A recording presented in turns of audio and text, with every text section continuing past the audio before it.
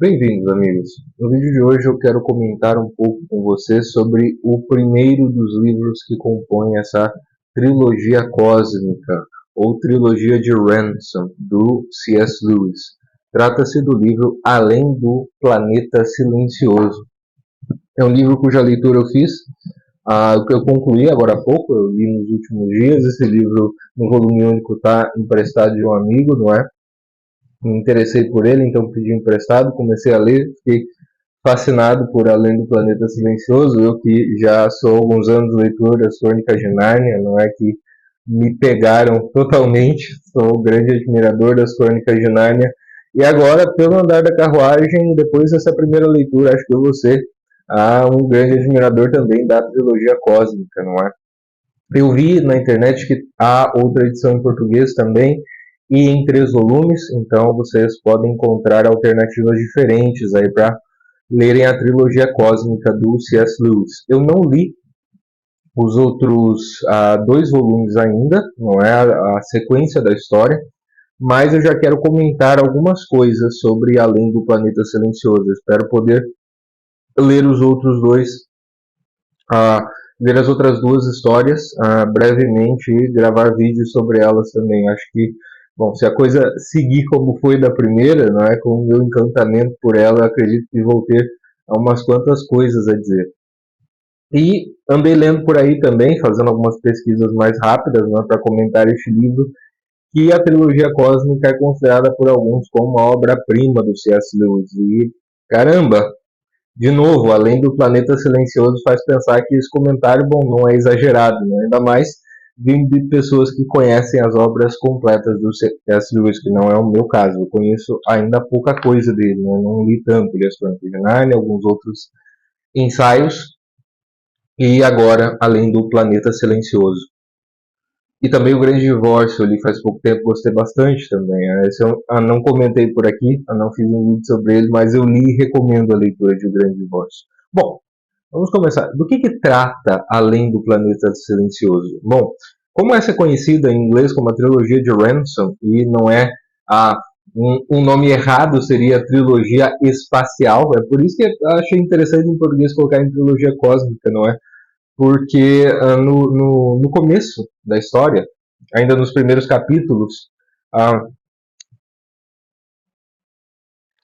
nós vemos que o personagem principal, Dr. Ransom, filólogo de Cambridge, dessa personagem principal dessa ficção científica, ele viaja a um outro planeta dentro do nosso sistema solar, cujo nome inicialmente ele ouve ser Malacandra, que é o nome local, ou seja, que os habitantes desse planeta dão a ele, que tem uma língua própria que, sendo filólogo, ele passa a conhecer, ainda que superficialmente, mas ele conhece, consegue se expressar no dialeto de Malacandra. Já estou me adiantando uma série de coisas, eu não vou comentar tanto o enredo em ordem cronológica, mas eu vou comentar algumas coisas que ajudam na leitura, para a gente entender o que o Lewis está fazendo, tá bom?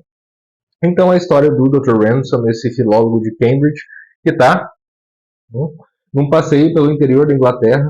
Ele era um andarilho, ele gostava de andar nas férias dele, e aí ele se depara com que ele não tem hospedagem, não é? O lugar em que ele se hospedava tinha há alguns anos tinha mudado de proprietário, o proprietário não parecia querer receber hóspedes na hospedaria, que é engraçado.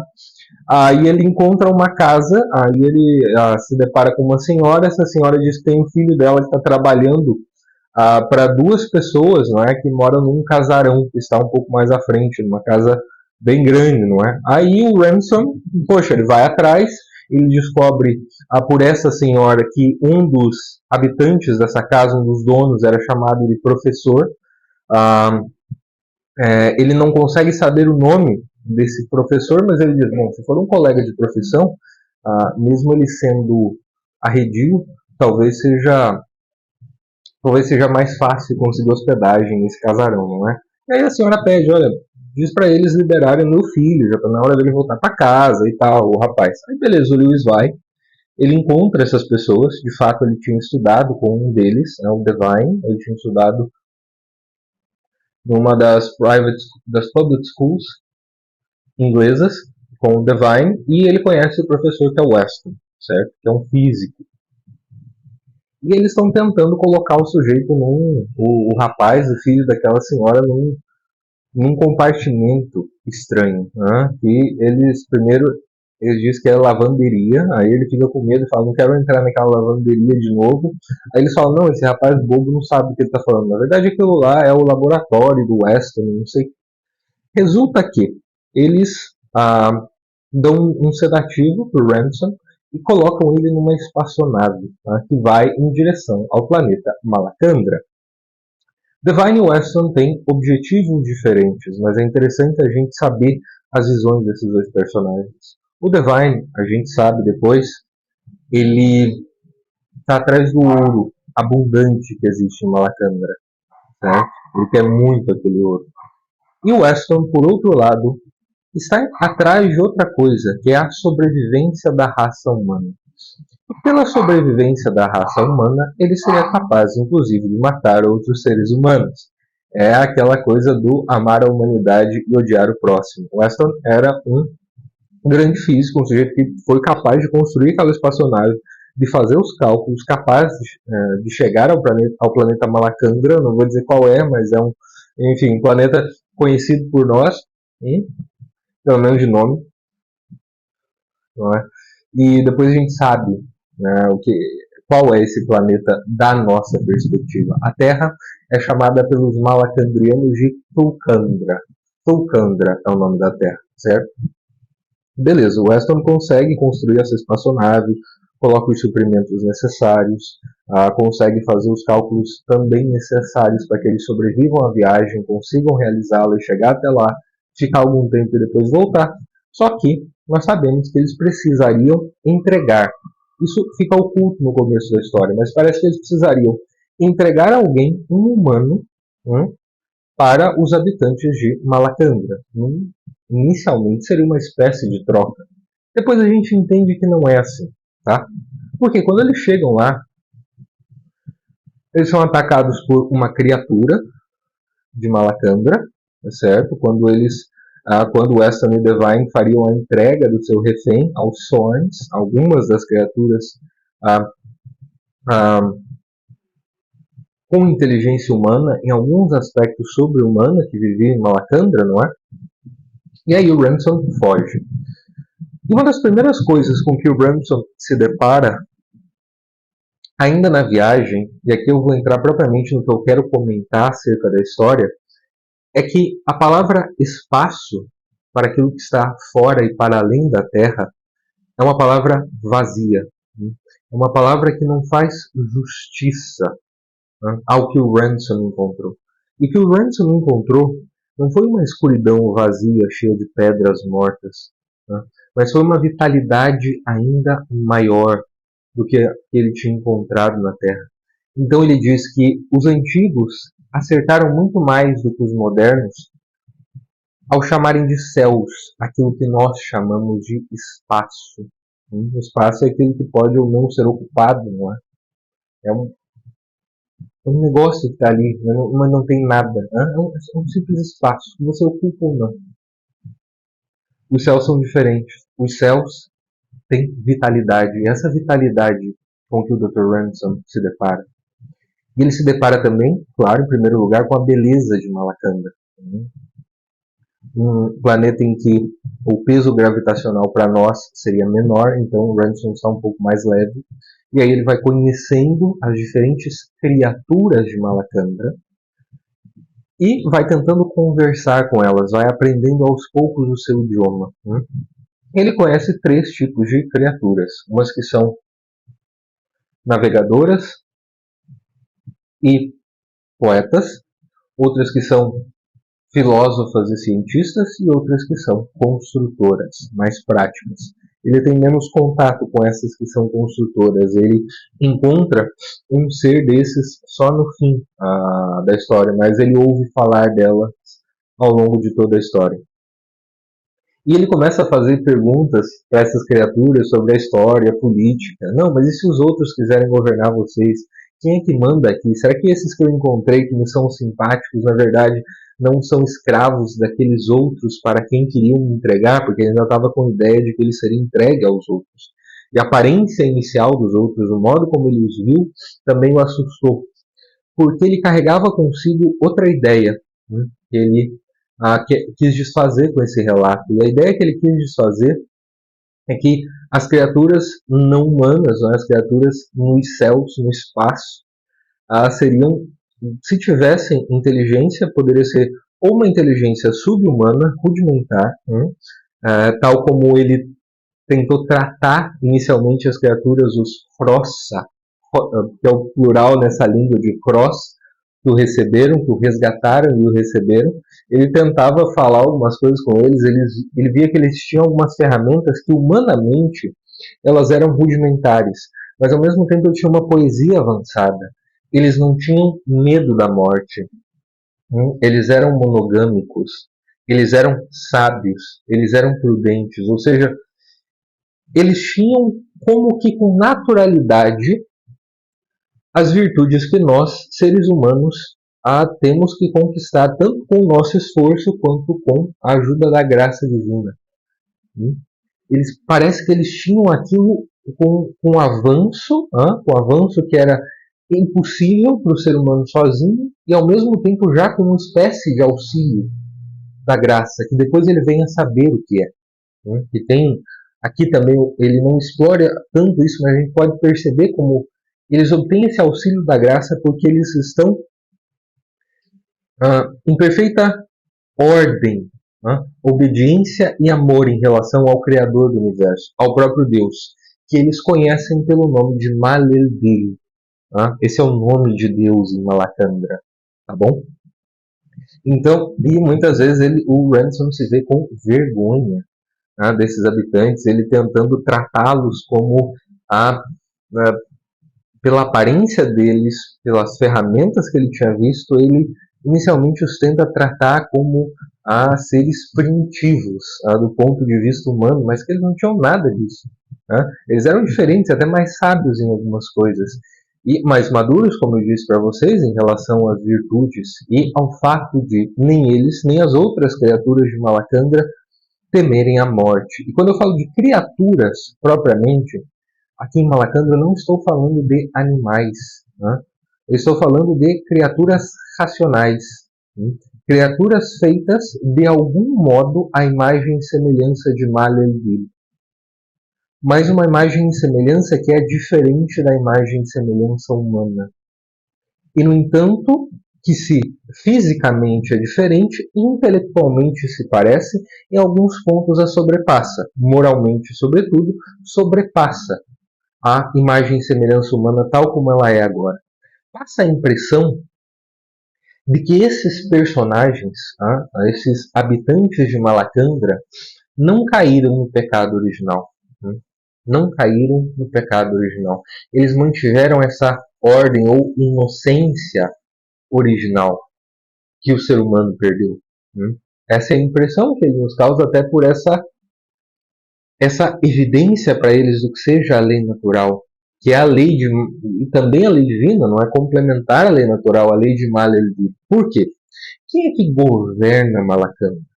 O governador de Malacandra não é uma criatura como as outras. Ele é chamado de Oyarsa. Quem governa Malacandra, talvez a gente poderia dizer que é uma espécie, isso o Ransom não explica porque ele quer singularizar, não é, a sua narrativa, seria uma espécie de anjo, que ele não sabe se é como os anjos de que nós ouvimos falar, pela revelação, pelos relatos dos santos, ou se é uma espécie diferente de anjo. Mas ainda assim é um tipo de anjo, cujo nome é Oyarsa. Não é um nome pessoal, mas é o seu título, não é, de governante, aquele que sempre esteve à frente de Malacandra, ou seja, ele é o príncipe de Malacandra. Tal como aquele anjo caído é o príncipe deste mundo, de Tulkandra, da Terra. E a Terra, que é chamada Tulkandra, que é chamada de o planeta silencioso. Por quê? Há muito tempo atrás, antes de que houvesse vida primeiro em Malacandra, porque a vida, já havia vida, civilização, toda uma criação em Malacandra, que praticamente desapareceu e foi resgatada por Oyarsa muito antes de que houvesse Intulcandra na Terra, certo? Porém, muito antes desses acontecimentos, de vida dessas criaturas materiais, corpóreas, tanto na Terra quanto em Malacandra, houve um desses Oyarsas, que é o Oyarsa do nosso mundo, que nós conhecemos como Lúcifer, que se rebelou, que ele ficou torto. Eles não têm uma palavra para pecado ou para mal. O que eles usam é torto. O sujeito ficou torto. E o máximo de torto que eles, em termos de criaturas, que eles conseguiam entender, era algo muito mais leve do que a nossa queda. Eles não imaginavam porque, por exemplo, uma criatura ia querer matar a outra deliberadamente. A não ser um animal que existe lá, que é o Nakra, não é? Esse poderia sim matar as outras criaturas, mas uma criatura racional matar a outra era inconcebível. Por que alguém ia querer fazer isso? Por que alguém ia, sei lá, negar algo que o outro pedisse? Ou por que alguém teria que pedir a força e agredir algo que eles simplesmente não conseguiam entender? Portanto, o fato de um habitante de Malacandra ser torto ou falar de algo torto seria muito mais leve. O Yarsa que conseguia compreender um pouco melhor o que era o ser torto para os humanos.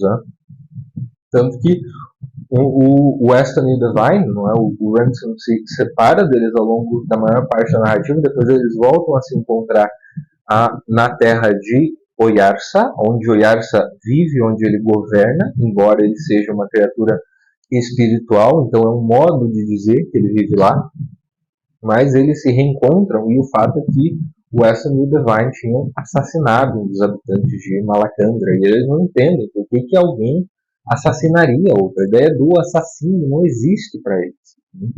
Então, foram preservados, foram criados e mantidos nessa inocência original, e o seu Oyarsa também foi um Oyarsa fiel a Malendil, a Deus. Então, é um governo da providência, não tanto um governo político como a completa harmonia nessa ordem. E, portanto, também não existe uma separação para eles, como existe para nós, entre natural e sobrenatural. Não, é tudo uma coisa só. É tudo uma coisa só. E menos ainda existiria uma cosmovisão, ou falta de cosmovisão, que considerasse, como o Weston considera, físico, né? Que a única realidade que existe é a realidade material. O que o Lewis está fazendo aqui é mostrar pra gente, em outro planeta, no planeta Malacandra, a cosmologia medieval e bíblica. A cosmologia dos céus. É isso que ele está fazendo. Uma cosmologia que existe e que ela é vivida por aqueles personagens. E uma cosmologia que, como o Lewis sabia, também foi nossa, também foi humana em algum momento. E aqui, pensando histórica e humanamente, não é claro, nós sabemos em que momento essa cosmologia começa a ruir, essa cosmovisão começa a ruir e começa a dar lugar a outras visões, até que chega numa visão materialista e rasteira, de cujo exemplo o Lewis quer se livrar é de que o espaço seja essa coisa vazia, seja um espaço e não os céus. Eu estava traduzindo ontem mais uma das entrevistas do Joseph Pearce para o meu amigo Ian Franchard, não é? 2 ou 3 das quais eu já publiquei aqui no meu canal. Vou publicar essa que eu estava traduzindo também mais para frente, que eu estava legendando.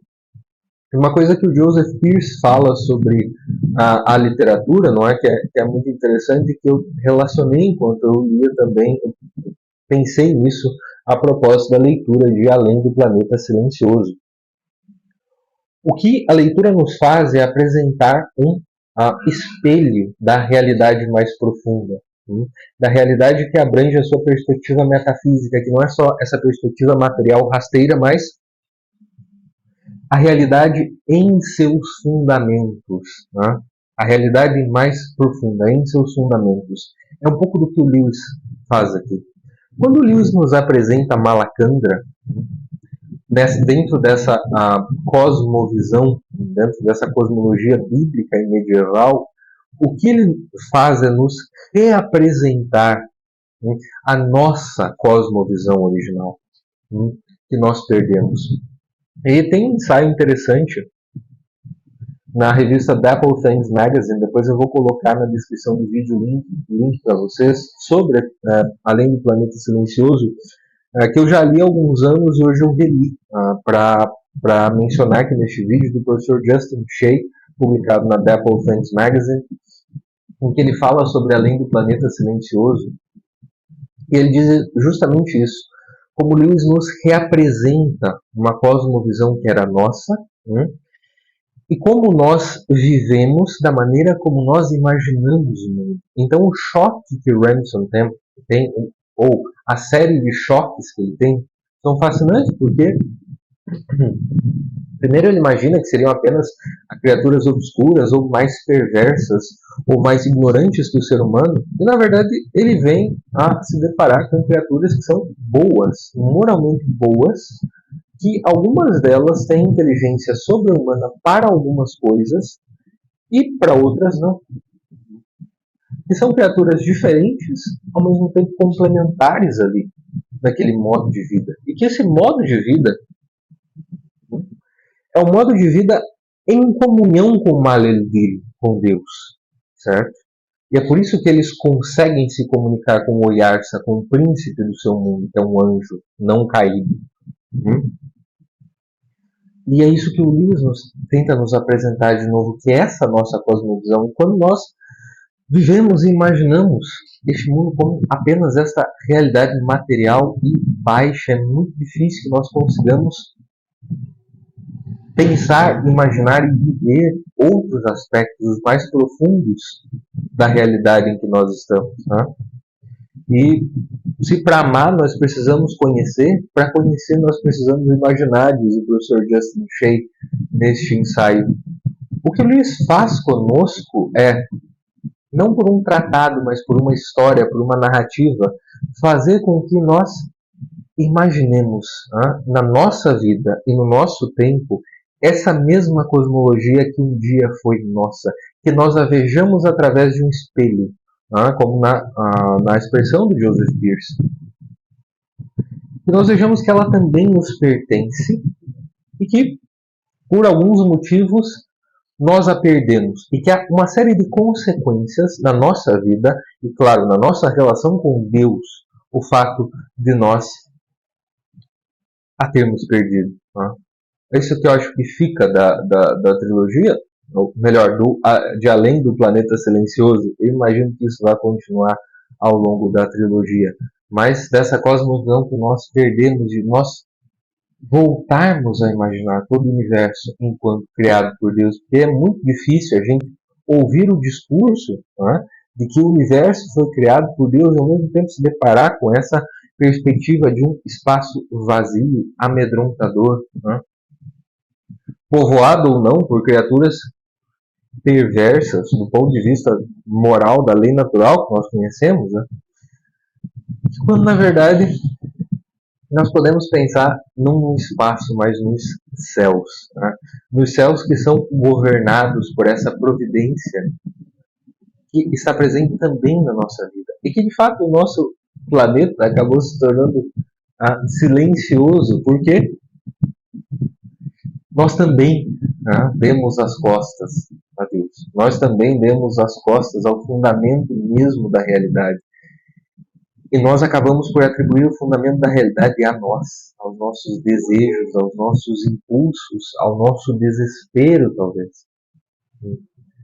E que isso não é enxergar a realidade como ela é, mas inferiorizá-la, de tal modo que a gente lutaria apenas pelo domínio, ou que a gente lutaria por uma sobrevivência absurda, como é o caso do Weston, amando a humanidade abstrata e detestando o próximo, não é? Então é isso, meus amigos. Essas são algumas das considerações que eu tenho a lhes fazer sobre o primeiro volume da trilogia cósmica, Além do Planeta Silencioso, do C.S. Lewis, certo? Espero que vocês tenham gostado do vídeo. Peço que curtam, que compartilhem se for o caso. Se ainda não são inscritos neste canal, que se inscrevam, por favor, porque isto ajuda o meu trabalho, tá bem? Agradeço pela atenção de vocês e até o próximo vídeo.